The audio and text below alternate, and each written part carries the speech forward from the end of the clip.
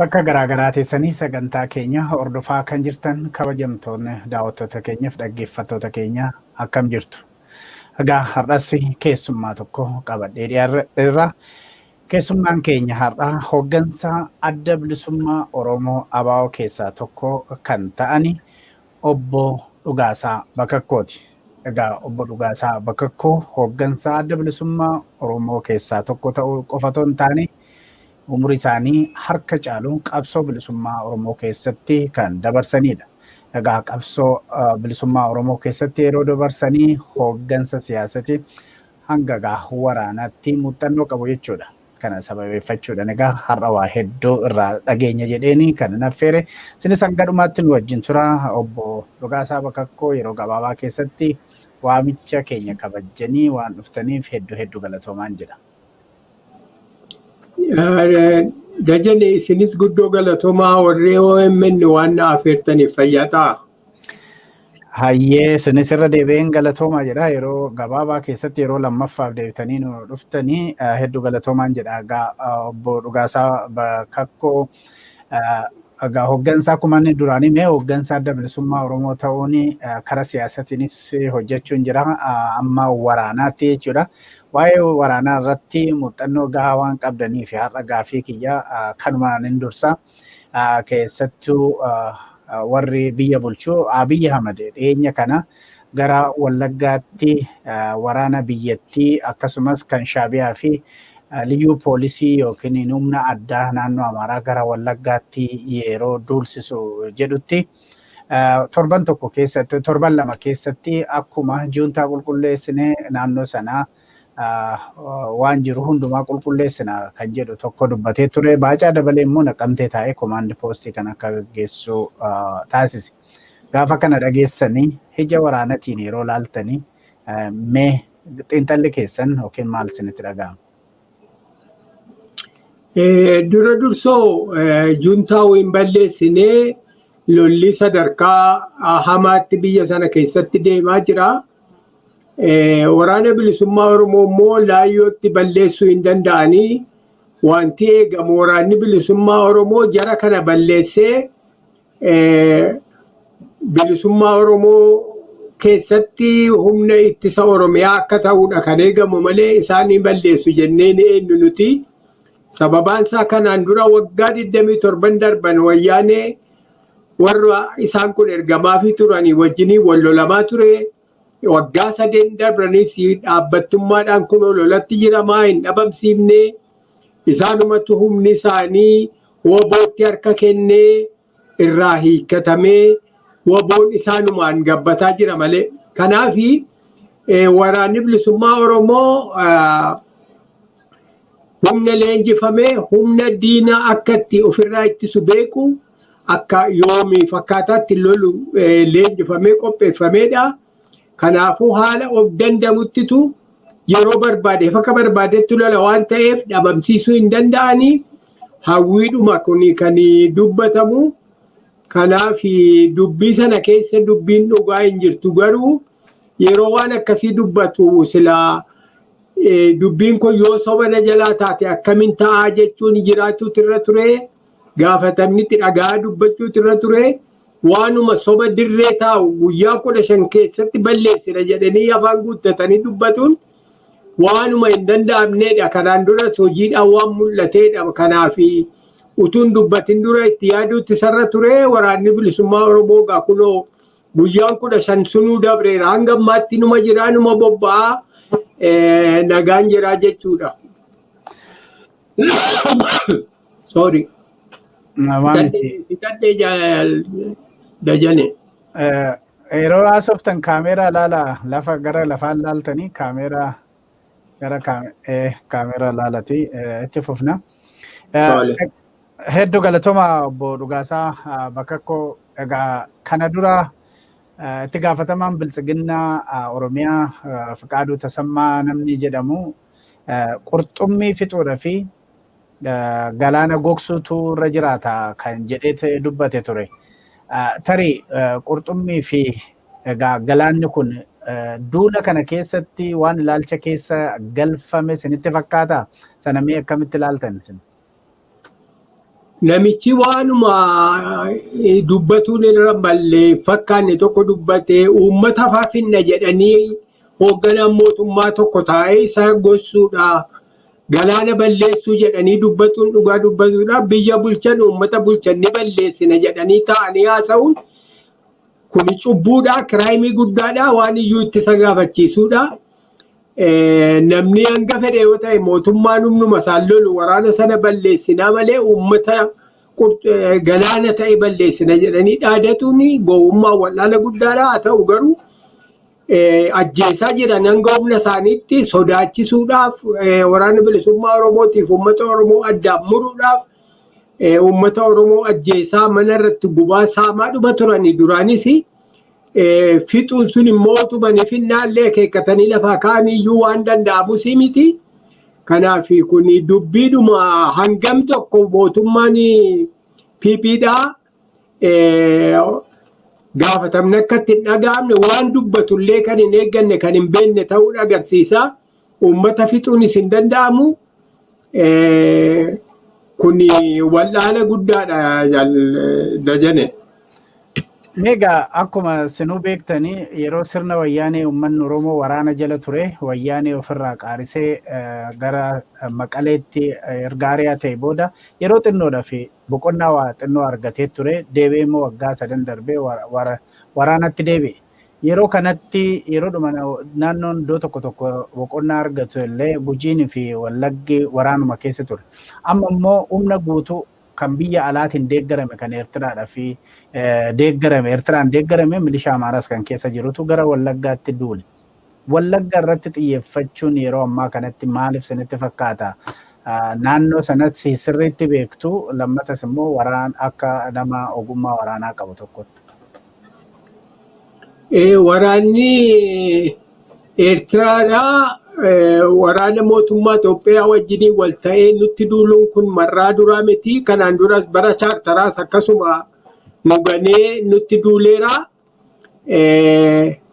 Ammas akkuma ta'etti humna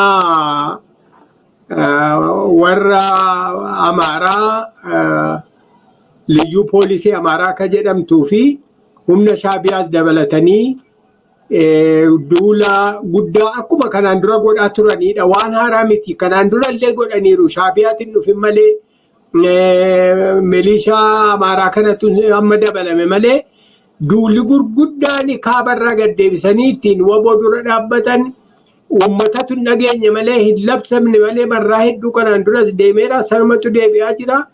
Maaliif achitti fuulleffatan ka jedhamu wabooni bakka hedduu jira dhugaadha. Lafoonni waboon immoo wayyaa ta'anii humna diina dura dhaabbatuu fi tarkaanfii fudhatee uummata jaaraa lafa bilisoomsaa jiru keessaa tokko naannoo sanatti dabalee uummanni kun waraanaa wajjiniin dhaabbatee haalli karaa sanaan jiru dhuunfata mootummaatti ala ta'uun Sudaanii yeroo ammaa waldhabbii mootummaa Sudaanii wajjiniin qaban karaa kanaan walitti hidhatuu laata kan jedhu yaaddootti bulchuun rakkoon karaa Benishaanguliin jiru fi kanuma karaa dhiyaa sanaa jiru wajjin walitti hidhame yaaddoo guddaa waan itti bulcheefiti. Warra naannoo biraatiif illee tarii yoo tarkaanfiin achiin fudhatamu barnoota ta'e kan jedhu ilaalcha keessa galchuudhaan mootummaan kun yeroo adda addaatti humna gurguddaa irra deebisee qabeenya uummataa gubuu, barbadeessuu, saamuu, namuma ajjeesuudha malee duuluma godhu kanaan illee ammas duraanis wanti mirginni argatee fi argatuuf taa'ullee hin jiru. Garuu wanneen nama walitti tuqe kana ilaalcha keessa galchuudhaan achirratti fuula qadeeffate natti fakkaata.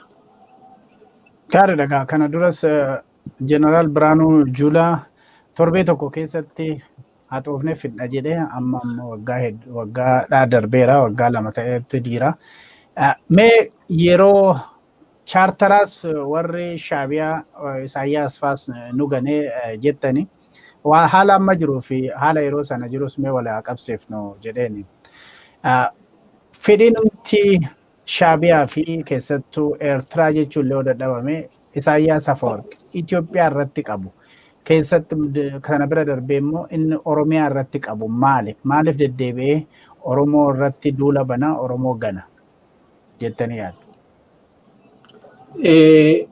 amma waliin diilii goonetti mootummaa sanaa fi Shaabiyaa wanti nuti agarree baay'ee ofittoodhaa fi of jaallatutu jira. Namni hundinuu, biyyi hundinuu, dhaabni hundinuu hojii dippiloomaasii irratti, hojii hariiroo walii wajjiniin hojjetu irratti dantaa mataasaa dursuunii fi hanga danda'ame tooftaa garaagaraatiin waan ofii barbaaddu guuttachuun barbaaduun inuma jira. Garuu kan warra Shaabiyaa kuni baay'ee kan nama ajaa'ibsiisu waan godhan hundaa'u dantaa mataa isaaniitiif godhu. Baay'ee of jaallatu, baay'ee ofittoodha. Yeroo hedduu nama ganuu hanga waliin jiraanneef waan walitti dhiyaannee waliin hojjetaa turres waan hundaa akka nuu galeef akka garreetti dantaa isaaniitiif godhaa turanii, dantaa isaaniitiif godhuun isaanii homaa miti. Garuu dantaa isaanii bira kutanii hanga nama biraa miidhuu hin qaanfanne tokkottii fi ganiinsa hin barbaachifne kan argitee nama taajjabsiisu hojjechuu isaanii agarree jechuudha.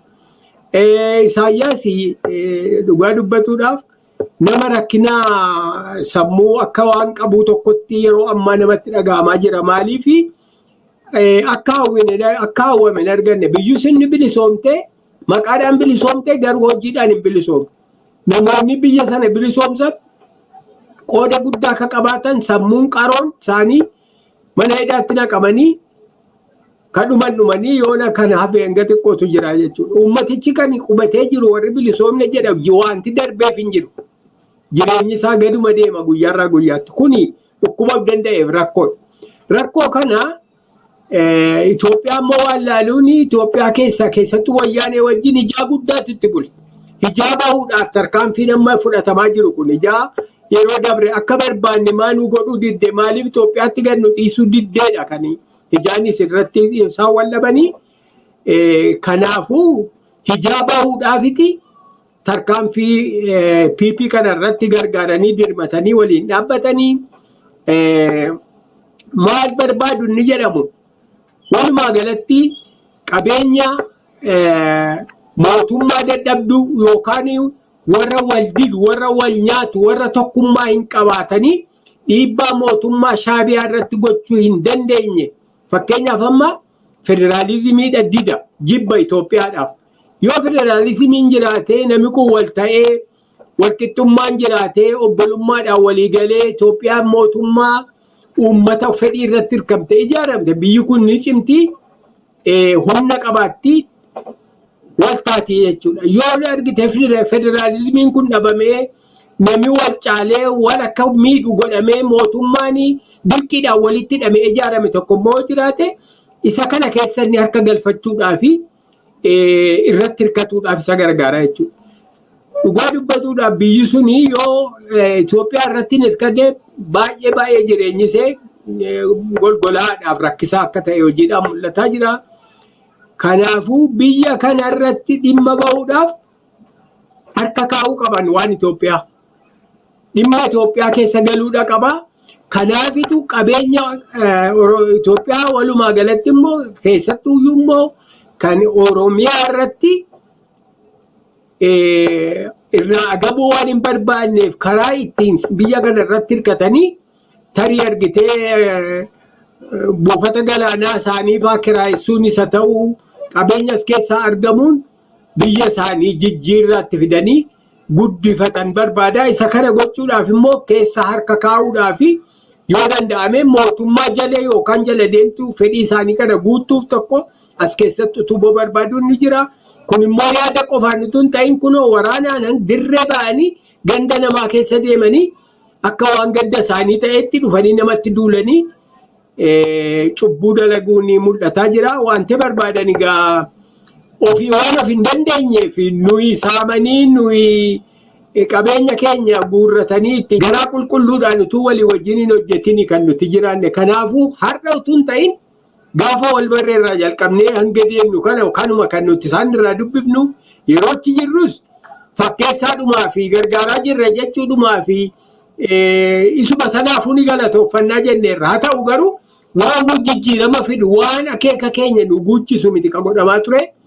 Kanaaf warra keessattuu erga warri arbanyoochi yookaan Gimboot 7 jedhamtu kunii fi jaarmaanii nafxanyootaa achi dhufanii dhiibbaa gochuudhaan Itoophiyaa akka fudhannuuf Itoophiyaa taanee isaa wajjiniin akka hojjennu kanarratti nu gorsaa yeroo nuti immoo lakkii kun nuuf hin taanu jedhu dallansuu nu agarsiisaa hanga sadarkaa argitee kaanurraa deemaaman jedhamin malee baanna waan isaan godhaa turanii numa huwannaa kanan galayyuu nu ta'e hin jiru jedhaatu numa nuti immoo xiqqoodhaafuu galata guddaa namaa galchina waan ta'eef kabajaa jaallataa waliin deemne malee shirri isaanii yeroo hundumaa jira gantummaan isaaniis marraa tokko lama miti isiin jechuuf hin jedhe duraanuu ni beekna agarree ranga waliin hojjenne kana.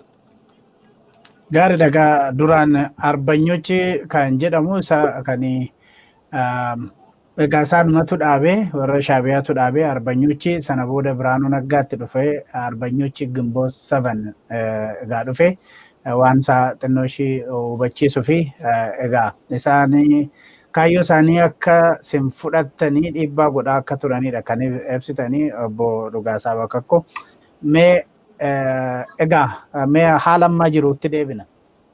Waraanni bilisummaa Oromoo ibsa baasee yeroo nuti kana waraabnu jechaadha har'a ibsa baasee ibsa qabxiiwwan gurguddoo 8 of keessaa qabudha kan baasee isaan kana keessaa hatattamaa fi haalduree tokko malee waraanni kamiyyuu dhaabbatee durreen bilisa kan itti rakkoon biyyattii furamuu akka qophaa'u gaafachuudha.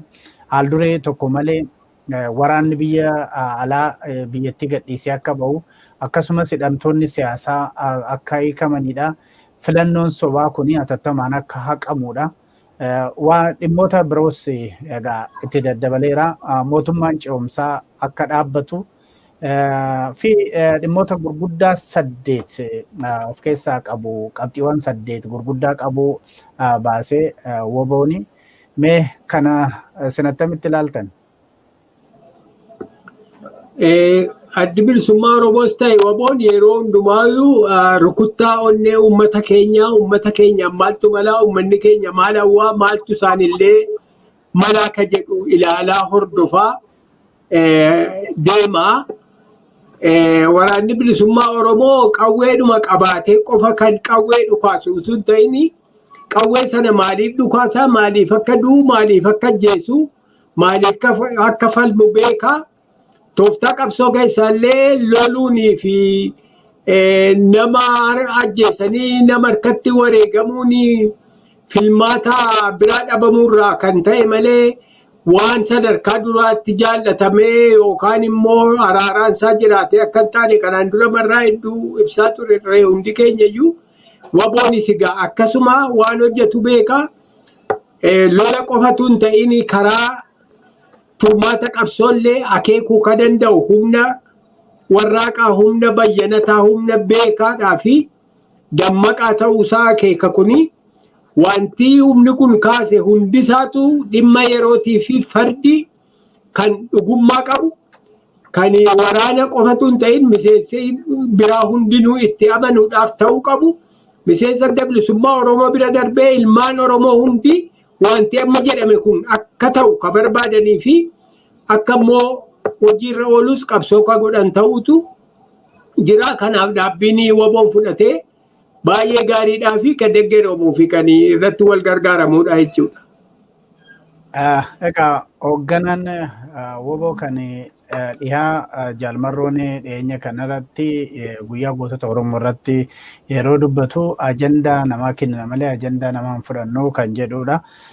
Tarii suni kana ibsi kun sana kan agarsiisu laa jedhanii warri gaafatan illee jiru. Mee ajandaa kana keessaa ibsa kana keessaa tokko inni guddaan yeroo baay'ee mootummaan kun waan hundumaa jeequmsa achitti dhufu nama ajjeefame gara wobootti yookiin Oneg Shaneetti yeroo hirkisutu mul'ata. Ibsa kana keessatti qaamni walaba ta'ee dhufee haa qoratu kan jedhu tokko dabarse. Kun ergaa akkamii qaba jettu sin? Ka duraati hojii manaa namaa kennanii ittiin hojii namaa eegsisuu kan jedhu waan furmaata dhugaan taane kijibaaf, wal daguudhaaf, wal sobuudhaaf, yeroo bitatuudhaaf, ajandaa araaraa kan nagaa waan fakkaatu tokkoon namatti dhiyaatanii nama daguu, nama sobuu, yeroo namaa balleessuu isa jedhuudhaatu ilaala. Waan akkasiitiin nutti gabanii takka karaa abbootii gadaa, takka karaa hayyootaa, takka karaa laf jalaatiin qunnamtii suduudhaan godhanii nama daguudhaaf tooftaa adda addaatiin malee dhuguma karaa dhugaatiin walta'iinsi uumamee nagaan bu'ee jiraatuun isaanii badiinsa waan ta'uuf kana godhuun qabnu kanatti yeroo keenya waan ofiif tamanneef waan dirribaatti hojjetamu tokko irratti jechuudha kan inni of keessaa qabu. Kaanii ergaa akkasii dabarsuun dhugaatti uummanni keenya lolli gaggeeffamaa jiru, ololli waboo irrattis oofamaa jiru. Akka waan argitee jaallatamee rakkoo wayii tokko utuu hin jiraatiin karaan lolaa kun filatameetti akka waan waraanni bilisummaa Oromoo maraatuudhuma yookaan bineensuma ta'eetuma hojiiuma nama ajjeesu dalagaa godhatee tokkotti olola gurguddaa kan dhugaarraa fagaate oofama. Isa kana dhugaa akka hin taane ololli diinaa akka dhara ta'e mirkaneessuudhaa fi agarsiisuudhaaf dhaabbiidhuma waraana bilisummaa Oromootii fi kan addunyaanis beekee kanarratti dhugaa jiru baruudhaan olola oofamu kana dhara ta'uusaa beeku ta'uudhaaf kan gargaaru waan ta'eef kun yeroo adda addaatti beeksifamaadhaaf labsamaa ture akkasuma jedhama. Ammas akkasitti irra deebi'uun hangam tokko qulqulluu akka ta'ame hangam tokko kottaati nu laalaati dubbii kana baraati. Dhugaa baraa jechuun namni ofirratti abdii qabaachuun nama miidhaa akka hin jirre uummata miskiina qubatee taa'u. Amaarri biyya keessaa bahu amaarri kan ajjeesaa jiru jaratu namumatti jiru nagaadhaan waggaa meeqa waggaa 70-80 namoota nagaan waliin jiraate sana dura kan jiraates Oromoottuu kan jijjiirame jiraatu inni mala ammallee kan qubsiifamanii jiraatan ni mala. Amma dhiyoo kanan dhagaa aayyoo tokko nama afaan Amaaraatiin dubbisu jaruma Amaaraa kanatu dubbisaa. Shaneetti sinfitee jedhu lakki shanee miti kan nufite shaneeni nuti bar walloo jennaan habtuudhaan nu laalanii nu jaallatanii waa tokko illee nu godhanii isaan miti kan nufite isaan waan nu fixan hin qabanii nu jaallatu jedhanii warri Amaarotaa isaan akkanatti dargitee buqqisan ari'an jedhan kun illee haasa'u jechuudha. Kanaaf waraanni bilisummaa Oromoo miskiin achi jiru sana waggaa meeqas waliin jiraatan har'uma guyyaa keessaa ka'amee akkuma kanaan dura dubbataa turre wanti itti afaan galagalamee nama ajjeesanii irraa gammadan hin jiru. Namoonni kun Oromoo ta'aniiru iyyuuti jiraataniis wal makaniiru jechuudha. Waldhaan akkasii dhaabni keenyas yookaan waraanni keenyallee uummata waggaa meeqa waliin jiraate duruu argitee wal fudhatame aadaadhaa fi jireenya keenyallee ammeenya tokko Oromoo irratti agarsiisaa hin jirre. Waan ajjeesuuf waan miidhuu waan buqqisuuf hin qabu. Amma buqqeensi kun darbee naannoo daangaa Amaaraa wajjiniin lafi keenya wal tuqutti isaantu kakaasaa badii waraana bilisummaa Oromoo irratti akka raawwatan godhanii nuti Amaara jedhanii warra Amaara biyya keessaa wajjiniin akka dhaabbatanii fi warra poolisii poolis jedhan kana kan Amaaraa kanaa fi warra argitee karaa Benishangulis karaa Matakkal sanaanis yeroo adda addaatti bobba'anii uummata karaa sana jiru nama 250 fa'aa yeroo gumuz nama tokko nama 2-3 ajjeesaa ture sana jalqaba kan nama 250 ajjeese Amaara. Karaa lafa Oromootiin dhufanii warra Amaaraa Oromoo keessa qubatan kakaasanii faallaa waraana bilisummaa Oromoo kan dhaabbatan godhanii warri tokko badii balleessuudhaan akkuma Oromoon badii yeroo balleessu adabamu warri kun isa adabamaniiru ta'e. Sana achi Amaara buqqisuu Amaara jijjiiraan inni nuuf hin jiru rakkoon hin jiru haa jiraatanii sana rakkoo waraana bilisummaa Oromoos miti.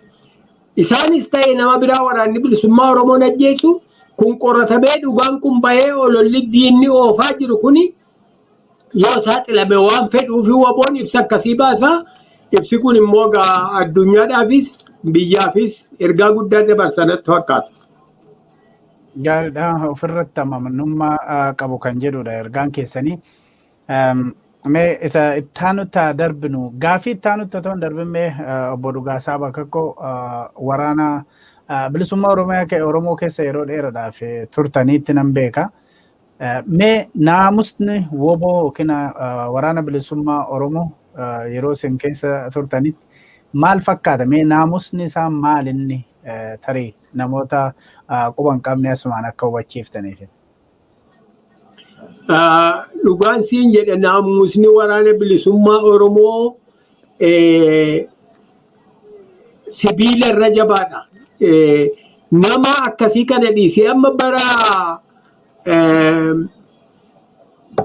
bara duriillee yeroo wayyaanee kana duras waraanni Dargii wajjiniinis wal lolamaa ture. Bara wayyaanee kanas wayyaanee wajjinillee wal lolamaa ture. Fakkeenyaaf amma waraanni wayyaanee ni booji'ama. Tigiroonni booji'amanii dhufu. Yeroo dhufanitti qabaa nyaata irratti yookaan gaaddisa tolchanii qubachiisuu irratti yookaan fincaan geessuu irratti fi akkuma itti qabaan godhamu irratti yookaan akkuma waa barsiisan irratti illee akka malee yoo itti dubbatamee Tigiroota booji'aman kanatti irratti wal lolaa ollaa jechuudha. Namni kan afaadhaan adabamu jira jechuudha. Waan uummata bal'aa keessa immoo akkaataatti soso'an waraanni bilisummaa Oromoo waan ilaaluun uummanni waraanni bilisummaa Oromoo keessa bobba'uu inni ijaarama. Gaafa hoogganoota qabaatu. Hoogganoonni isaanii kun jaarmaa isaanii taliqu dhimma waraanni kun yeroo keessa bobba'utti balleessu yoo jiraate ni gabaafatu. Wanti uummanni himatu akkuma waan waraana gidduutti ta'uutu akkuma waan maatii gidduutti ta'uutu akka waan keessa dhimma keessatti lafitti ilaalamuu fi bakkitti furmaata argattu jiraatti. Dhugaan siima bara jalqabaa sana yeroo ani jureef dhaqee haaraatti humnatti dabalamu kanneen argitee badii balleessanii uummata duratti baasanii badii gurguddaan hin taane balleessuudhaan uummata duratti baafamee sadarkaa lubbuutti gaafatamni adabni raawwatamaa ture jechuudha. Kunis maali? Uummata kanarraa dhalannee uummata kanarraa humni kun burqaa qabeenyi nuti ittiin qabsoo godhuudhaaf deemnu uummata kana maddii jabina keenyaaf abbaan nuti wareegamnuu fi karaa tokko wareegamaa fi karaa kaan immoo isaan miidhuu hin qabnu nutis isaan miidhaa diinnis yoo isaan miidhe eenyutu isaaniif dhaabbata ka jedhuun akka qaroo ijaatti uummata keenya tiksinee maqaa keenya illee immoo eeggachuudhaaf shiftaadhaa, wambadeedhaa, wallaaltuudhaa, hattuudha nuun jedheetti mootummaan iddoo ololaa fi duula nurratti geggeessa. Maqa balleessi. Isa kana ofirraa fageessuudhaaf ololli diinaa soba ta'uu agarsiisuudhaaf hojii guddaan tokko kan hojjennu wal akka naamusa qabaannu. Naamusi kun waa lama tokko uummata biratti jaalalaaf kabajaa qabaachuudhaaf amanamummaa qabaachuudhaaf lammaffaa immoo naamusaan tokkummaadhaan seeraa feeratti wal jala deemnee yeroo jennu diinaan salphaatti gaaga'amuudhaa fi gaaga'amuu ofirraa ittisuudhaa fi lola irrattis nagaa irrattis tokkummaadhaan jabinaan utuu hin diigamin utuu waliin bubuusin jiraachuudhaaf naamusin qooda guddaa waan qabuuf karaa biraatiin addi bilisummaa Oromoo waraana bilisummaa Oromoo akkitti jiraachisu sammuu isaa qaree dammaqeessaa bayyanootaan rakkoo hunda akka inni danda'e wareegama hanga lubbuutti rakkoo beelaa dheebuu daaraa qawwee kilaashii fi bintooffaa ka jedhan kanaan argitee matiriyyees diinaa madaafa diinaa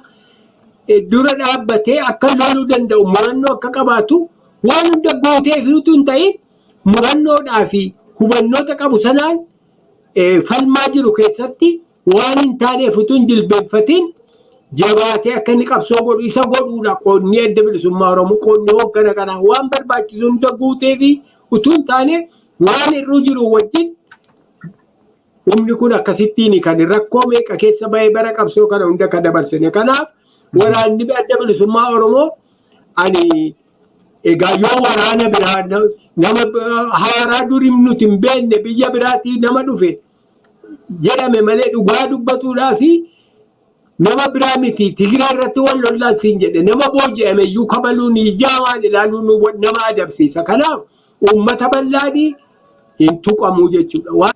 Kanaafi naamusa baay'ee olaanaatu ture ni barsiisa bilisummaa Oromoo jechuudhaaf sitti dheeresse. Homaa miti mee yeroo ce'umsaas filannoon tokko adeemsifamuudhaaf yaaliin godhamee ture. Ammas filannoo adeemsisuudhaaf yaalii godhaa jira warri mootummaa kuni. Ibsuma amma bahe keessatti illee filannoon sobaa kun haqamu kan jedhutu mul'ata. Gama biraatiin immoo Abiy Ahmed filannoon kun filannoo seena qabeessa irratti hirmaadhaa yoo mo'amne dabarsineeti kennina mufii tokko malee kan jedhutu jira. Haala isin amma ilaaltan keessatti Itoophiyaan filannoodhaaf qophiidha jettu. Waa takkallee qophii miti baay'ee waanuma nama ajaa'ibsiisutu ta'aa jira. Waan akkuma sila jenne beektaa sobisaanii namni yeroo dubbatu nama itti dubbatu sana maal jedha dubbii koo kan akkamitti fudhata jedhamee madaalan akkamitti na madaalani akkamitti na hiikkatan akkam tokko yoo dubbiin koo dharaaf sobaaf fagoo dhugaarraa ta'e hagam tokko na tuffatan jedhaniiti akka nam tokkettis akka murna mootummaattis akka kaabinee ministeerotaattis eeggataa waltanigaa isaan kun waan dubbatan irratti waan hojjetan irratti waanuma dharaa hojjetu filmaatii wanti jedhamu warra isaanii wajjin jalee ta'ee fi wal ta'anii waliin fakkeessutti jiran yoo ta'e malee keessattuu Oromiyaa laalchisee namni harka keessaa fudhatee jira. Uummanni utuu nama barbaadu kan isaaf dhaabbate hin qabaatin filmaata utuu hin qabaatin filmaata jedhanii dirree kophaarra ofumaa fiigaa ofumaa argitee dirree baatti filmaata waan jechisiisu dhorkanii karaa isaa ugguranii nama hidhanii fixanii sosso'iinsaa fi walgayiidhaa fi waajjiraa hunda cufuudhaan karaa nama cufanii hin hirmaattu dirree mabaanii jechuudha barkun. Jedhaa karaa kaan immoo filmaata jechuun akka hin taane adda bilisummaa Oromoos dhaabbii isaa ibseetu jira.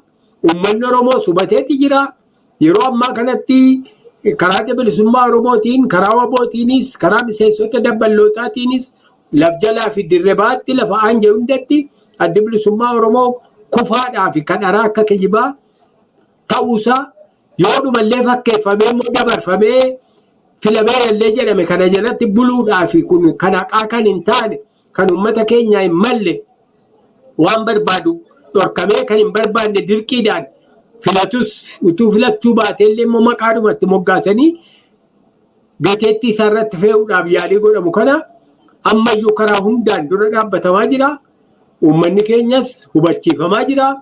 Erga raawwatee boodallee homaa tokko akkuma kanaan dura kijibaa turanii bara wayyaanee persentii 100 filanne jedhanii erga filamneef hin jedhanii booda yeroo gabaabduu booda aangoorraa ari'amani kun immoo hanguma sana caalaa iyyuu hamaadha.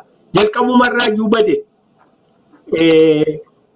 Namni irraa ala ta'ee jira uummanni bakka hedduutu dhaqanii filuun sun hin danda'amaan jiru lafa woboon jiruu fi lafa rakkoon adda addaa jiru kabiraa hundattuu galmoonni sun hin jiru namuun qophoofne kaardii nun hiramne amma kaardii sana akka godhan dhabaniitu jedhamu baadiyyaa keessatti odeeffannoon nuti dhagaa jirru miseensota keenyarraa Joolyaadhumaa fuudhanii obbo waajjiraa keessaa baasanii fuudhaa deemaa hiikumnu asii nu biratti hafee maaliif galmeessitanii hiruu dadhabden jettaniitti nu gaafatu manna. Isin dhaqaatii nama fudhatu hiraa yookaan gataa hidhanii nama kadhataniitti kennaa jiru. Akkasitti namni baateefaa jooliyaadhaan qabaatu kan TV irratti agartaniitu 20 fa'aa 50 fa'aa kan agarsiisu. Akka sana jooliyaadhaan baatanii dhaqanii ijoolleen ittiin taphataa jirti jedhama jechuudha. Kanaaf filmaata Oromiyaa keessattuu filmaatii hin jiru. Yoo filmaati fakkeeffamellee furmaata ta'uu hin danda'u. Biyya guutuudhaafis immoo amma rakkoon isaa babal'ataa dhuma deemaa jira. Namni sammuu qabu, namni biyyaaf yaadu, namni dhugaa jiru irratti hirkatee biyya ijaaruu barbaadu waan mootummaan PP kun godhu hin godhu. Filmaatii dharaa, filmaatii dhugaa, filmaatii haqaa deemaa hin jiru.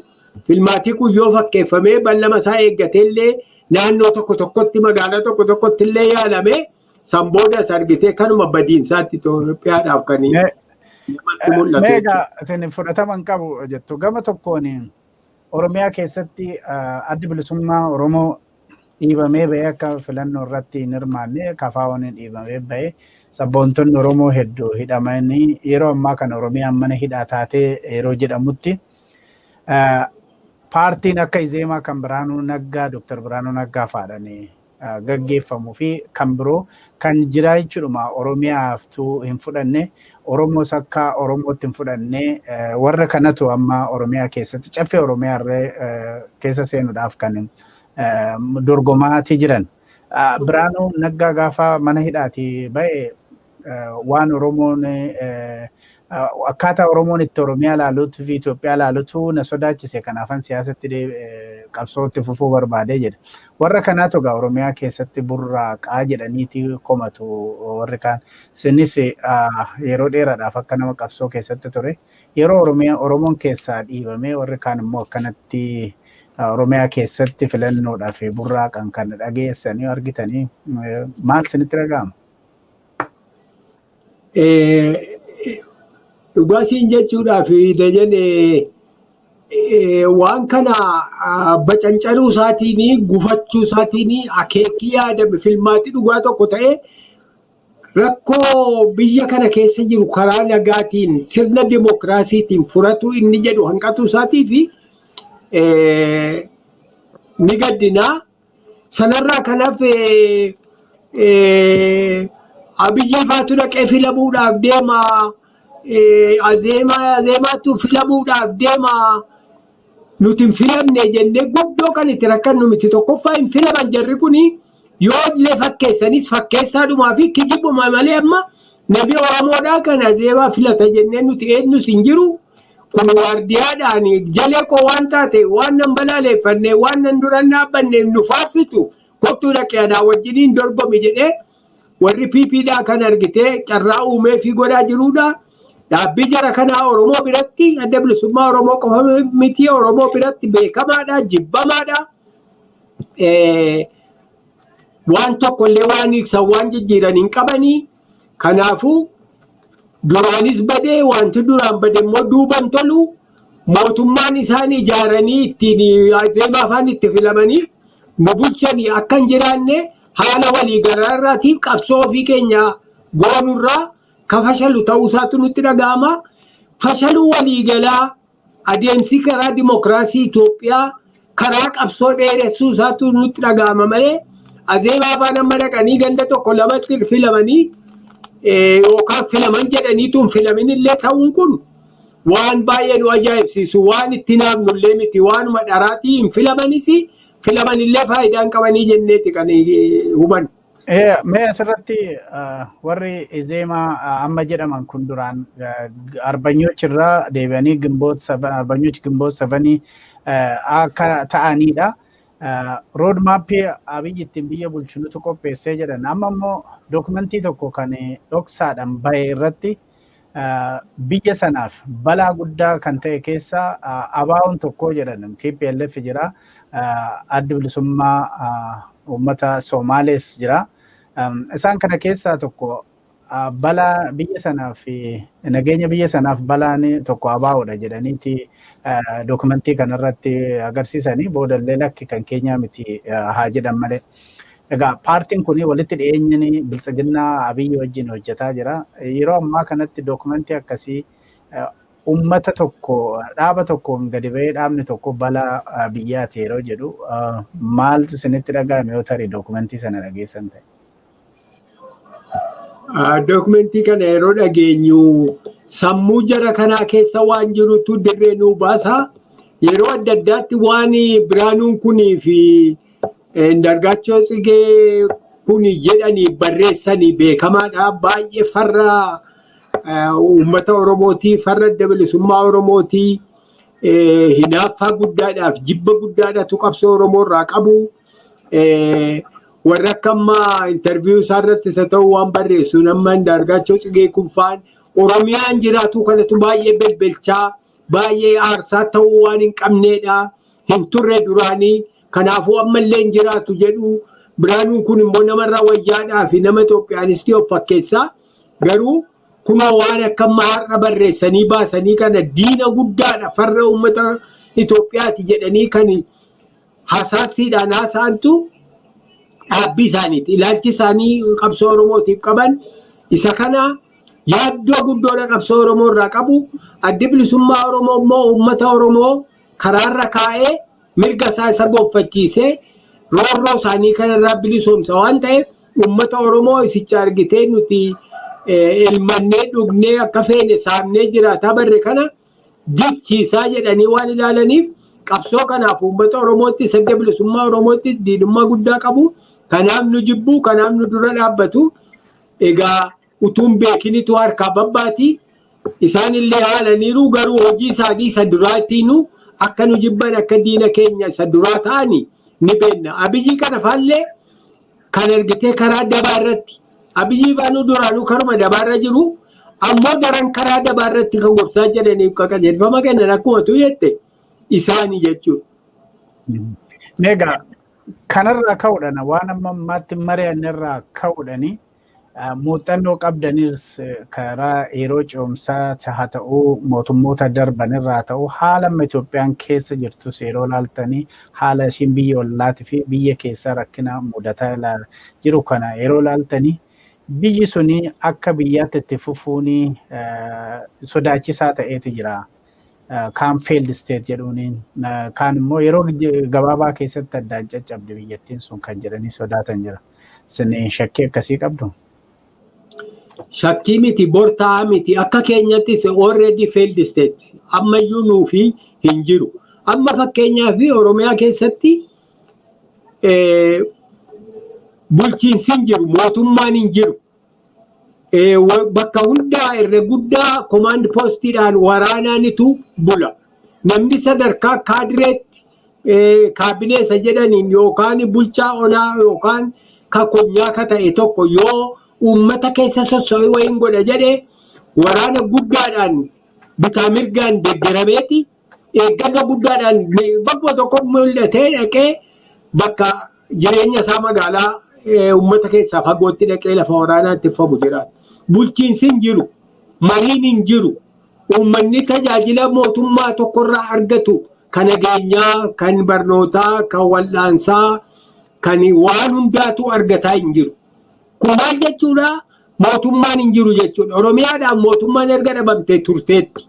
Biyya guutuu keessattis kunoo daranuma jeequmsaa fi haalli laaqaan guddaan jiraataa jira. Kibbas sababa waan Oromiyaa keessa jiraniif ilaalcha duraa kennaniif waan biyya Tigreetti waan ta'uuf ilaalcha duraa kennaniif kanaan mootummaan qabameeti akka fedhanitti bulaa jiran waan tokko warra isaan irraa fagoo kana quban qaban mootummaan hin jiru. Naannoo mootummaan jirutti immoo lola jira, dhukaasatti jira. Lafa mootummaan kun ga'ee rabshaa jira, lolatu jira.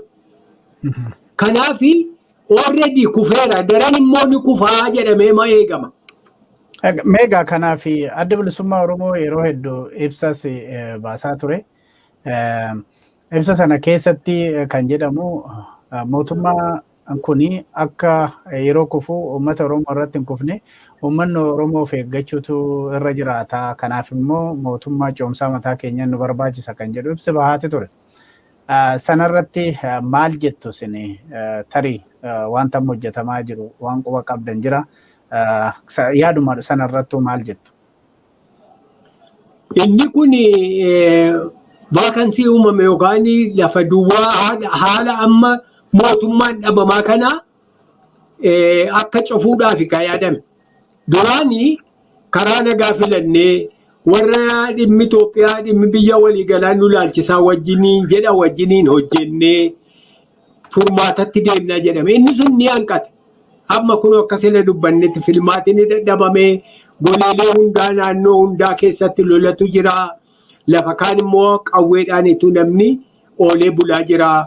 Kanaafuu erga sun dadhabame bulchiinsi hin jiru Oromiyaa keessa. Lafa waboon jirutti wabootu jira. Lafa waboon hin jirretti uummatatu ofii isaatiin bulchaa jira. lafa kaanitti immoo lafa danda'aniif lafa ga'uu danda'anitti immoo humna waraanaatiiniti ajjeesaa hidhaa miidhaa uummata keenyatti jiranii bulchiinsi sirnaan jiru. Kanaaf isa kanaaf furmaata waan ta'uu danda'u tokko uumuun barbaachisaadha. Uummati keenya ofiin of haa bulchuu. Ba'anii uummata taliguutii fi qabsoo kana geggeessuullee adda bilisummaa Oromoo qofa irratti kufuutu hin ta'in uummati bal'aan ofiisaatii keessaa hirmaatuu akka danda'utti of bulchuu mooxeffachuu akka jalqabu mootummaa fuulduraatiif illee utubamuuf illee karaa banaa haa mooxeffatu sadarkaa gandaatti of bulchuu sadarkaa onaatti of bulchuu sanaa olitti of bulchuu biyya guutuutti wal mari'ataa hojjetu qabsoorraallee waliin haa hirmaatu of bulchuu irratti illee haala anjeffatu karaa na banamu addi bilisummaa Oromoo fi bulchuu sun ta'in uummanni kun akka of bulchu akka qooda fudhataa nama tokko qaama tokko ta'e keessatti jiraata uummanni kun baraa jira mootummaan hin jiru jaarmaan hin jiru taligaan hin jiru sagun cufamuu waan qabuuf dhimmi kun baay'ee barbaachisaadha. Ollaa ofii wajjiniin illee mari'atuudhaaf keessoo ofiitti illee immoo wal dhuunfatuudhaaf yoo karaa nagaatiin illee immoo mootummaan Itoophiyaa kun ni utubama ta'e yoo nagaan ni dhufa yoo mariif carraan ni jiraata ta'e uummanni Oromoo gurmaa'ee akka uummataatti akka jaarmoota siyaasaa kana wajjin hiriiraniittis yaada gara tokko luucca'ee qabaatuudhaan gargaaraa. Kanaafuu karaan nagaa hundinuu cufame bulchiinsi cufame akkasumatti taa'amuu qabu. Uummanni bulchiinsa barbaada ammoo ofiin of bulchuudha qaba. Kana gochuuf immoo hayyama namarraa fudhatuuf tun ta'in wal mari'atee akkatti wal bulchu akkatti bulu akka nama wajjin biraa wajjin ollaa wajjin illee jiraatu akkas yoo ta'e qindeeffataa jechuurraa addi bilisummaa Oromoo yaada kana dhiyeesse yaadi kun biyya keessattis biyya alaattis ifaa fi lafjalaanis sadarkaa guddaatti irratti hojjetamee milkaa'insa guddaa argamsiisaa jiru. Hojii kana keessatti hojii siyaasaa, hojii tikaa, hojii nagaa, hojii tokkummaa, hojii waa hedduutu keessatti deemaa jira. Hojii baay'ee namatti toluu fi barbaachisaadha. Kuni uummata keenya akka facaa oolchuudhaaf wal quba qabaachuu tokkummaan sossoo'uudhaaf karaa namaaf jiru kana jedhameeti. Yaada dhagaa obbo Dhugaasaa Bakakkoo hedduu galatooma kabajamtoota daawwattoota keenyaaf dhaggeeffattoota keenya darbee yookiin immoo walumaa galatti qulqullina sagaleetii fi nuuf kalchaa jenna. Mee gara dhumaa irratti obbo Dhugaasaa Bakakkoo hangaafii kiyya fite otoonni kan hin jedhin deemee gaarii miti jettanii sammuu keessatti waan sinaaf yoo jiraate itti dabalaatii sagantaa keenya kanumaan raawwanna. Baay'ee gaariidha. Uummata keenyaaf kan ani carraa kanatti dhimma bahee dhaamu filmaata miti kuni filmaata jedhee nama akkatti hin rakkanne kaardii fudhatuus filuus dhaquus erga filamame boodas jalatti buluudhaa fi akka didu akka ofiisaatti wal mari'atee filmaata inni irraa hirmaatuu danda'u fi filmaata dhugaa kan ergitee warra inni filachuu barbaadu sana dorgomtoota ta'anii dhiyaatan mana hidhaatti galanii ajjeefamaa jiraatu tun ta'in bilisa ta'anii gabbayanii dorgommiirraa kan itti hirmaatan kan filmaatii sun akka itti geggeeffamu irratti dhaabonni siyaasaa Oromoo irraa hirmaachuu danda'an kan haqaa gaafa dhufe malee kun filmaata waan hin taaneef ta'us ta'uu baatu somaa keessa waan hin jirreef bakka akka hin kennineef uummanni keenya kana fashalsuu irratti dura dhaabbatutti hojjechuu malee kana milkeessuudhaaf akka hin hojjenne kun hojii alagaa, hojii shiraa, hojii gantootaa ta'uu beekame akka irraa qooda fudhanne uummata keenya yaadachiisa. Kaan egaa karaa jiruun keessaa falatti Oromoon harka wal quba qabaatee shira guddaatu deemaa jira karaa nafxanyootaatiin baara guddaatu itti jira. Amma yaaddu namayyuu argaa dhagaa'ama jira. Ani kanan ofii kooti gidduu kana seensi godhu yookaan dubbii isaaniirraa wanti naa galu Oromoon akka jaarraa 16 sanatti Abashaa waan jedhamu kana warra kushii kana gadii kana ijaaree walitti qabee waan Abashaa jedhamu kana Eertiraa yuutuu lafin galaanatti nu dabaluu barbaadaa yookaan immoo gabaraa nu godhatuudhaaf deemaa biyya nurraa fudhatuudhaaf nu dhabamsiisuudhaaf jedhaniiti hasaasuu walii isaaniitti illee sadarkaa miidiyaatti illee kanuma nu ajjeesuu nu hidhuu miidhuu barbaadan baara guguddaadhaaf sodaa guddaadhaan dhibbatanii jiru. Maqaa nu balleessu nuti waan akkanaa yaadaan jiru Oromooni.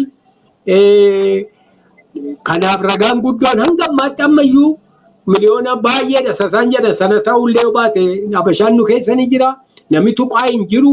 Kanaan duras wanti ta'e akkuma Oromoo gidduutti ta'utti ta'e malee Habashaan Amaara jedhamee tarkaanfii irra fudhatame hin jiru. Isaan garuu akka waan lafarraa isaan dhabamsiisuuf deemnutti akka sadarkaa guddaatti qindoomnee ijaaramnee Oromoo qofa miti inumaa saba biraa gargaarfannee lafarraa isaan taa'uudhaaf deemnutti olola oofanii olola kanatti dabalanii yaaddoo guddaa qabaatanii danda'amu karaa addunyaatti nu himatanii keessaanis argitee maqaa nu balleessanii rakkoo uumuu barbaadu biyya kana daran booressaa daran diigaa daran rakkoo uumaa jiru uummata walloo irratti waan godhamaa jiru argaa jirra. Naannoo biraa keessatti situu danda'anii kunoo Shaabiyaa walitti dabalamanii biyya Oromoo keessa bobba'anii ganda isaaniitu namni naqin rakkoo uumaa jiru. Isa kana gaa bayyanatee namni keenya akka isaan jedhanitti weeraruudhaa fi humna isaallee fedhii isaallee akeeka isaallee ittiin qabnu garuu lubbuu keenya kenninee wareega fedhe agaabatu malee qe'ee keenya irratti alagaan akka nutti hin taphanne ofirraa ittisuu danda'uudha qabna. Mootummaa kijibaa mootummaa dharaa nurratti argitee ammallee of ijaaru kana dirqiidhaan akka inni mariitti dhiyaatu gochuudhaaf bakka jiru qabsoo godhamu keessaa alaa tattaaffiin ammatti jiramu nama gammachiisaa ittuma hafuufnu ajabaan nun jedha. OMN guddoo fayyaa ta'a dajanee fayyaa ta'a jedhee irra deebi'ee sin galatoonfataa hanganuma jedha fayyaa ta'a. Sinis hedduu galatoomaa obbo Dhugaasaa Bakakkoo. Egaa obbo Dhugaasaa Bakakkoo hooggansa adda bilisummaa Oromoo keessaa tokko. Egaa hooggansa gameessa yeroo dheeraadhaa fi umurii isaanii kan qabsoo bilisummaa Oromoo irratti dabarsanidha. Irra deebiin ammas hedduu galatoomaa jedha obbo Dhugaasaa Bakakkoo. Egaa yeroo keessaniif hedduu galatoomaa. OMNs guddoo galatoomaa fayyaa ta'a. Egaa kabajamtoota daawwattoota keenyaaf dhaggeeffattoota keenya turtii obbo Dhugaasaa Bakakkoo wajjin taasifnee kanumaan raawwanna. Sagantaa biraatiin walitti deebinaa ani Dajanee Guutamaati. Gama teeknikaatiin immoo Mahadii Juneeddiin na wajjiniin ture. Sagantaa biraatiin walitti deebinaa sagantaan OMN ammas itti fufaa. Asin gama kiyyaan nagaan tura.